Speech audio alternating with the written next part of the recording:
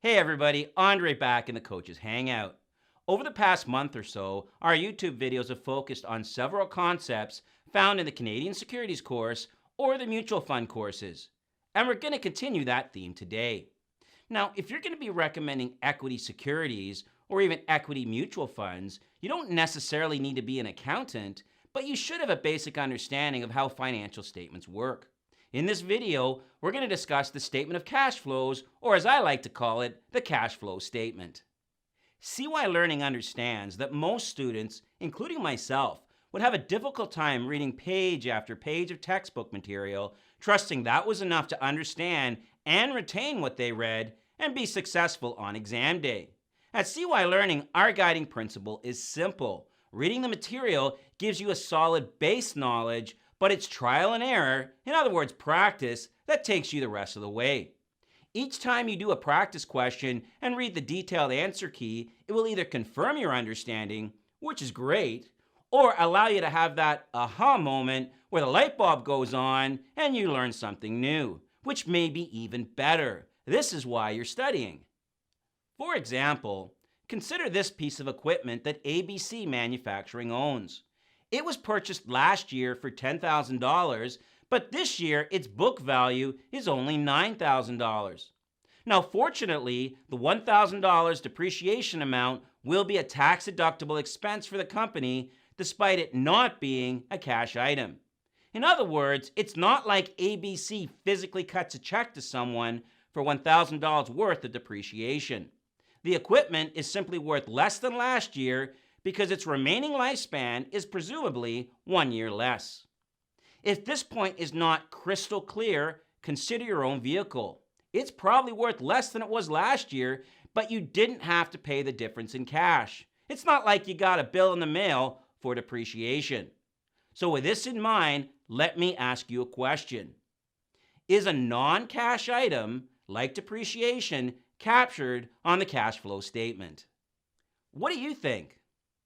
Well, let's take a look at an exam preparation question designed to trigger one of those aha moments. What is true of the statement of cash flows? A, depreciation is a non-cash item and is therefore not captured on this statement. B, any allowable depreciation expense is deducted on this statement. C, any allowable depreciation expense is added on this statement. And D, the main headings on this statement are operating activities, investing activities, and extraordinary income. First, the SeeWhy Study Guide gives us a great memory aid to recall the three major headings on the statement of cash flows, which we can use to eliminate or select answer D.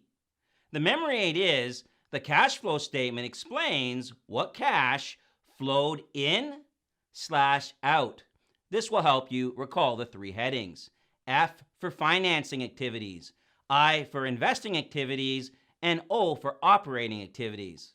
Now, answer D includes extraordinary income, which is wrong, so we can eliminate this answer. With the remaining answers, it's becoming clearer that getting this question right depends on knowing if and how depreciation is captured on the cash flow statement. What do you think? Is a non-cash item like depreciation captured on the cash flow statement? Let's start with ABC's statement of comprehensive income, also referred to as an income statement, as shown here. You'll notice that its after-tax profit is $1 million. However, that amount is not necessarily, and in fact rarely is, its net cash flow for the period. Take note of the following points. Although depreciation is a non-cash item, you'll notice $50,000 was deducted on the income statement. And some cash items, such as dividends paid, which are paid with after-tax dollars, do not appear on the income statement. So obviously, this means that the $1 million in after-tax profit is not the company's net cash flow for the period.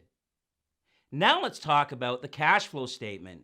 As you may have guessed by now, the cash flow statement determines the company's net cash flow. It may help to think of the construction of this statement in three basic steps. Number one, we start with the after-tax profit taken from the income statement. But from there, we need to make some adjustments. Number 2, we reverse any non-cash items that appeared on the statement of comprehensive income.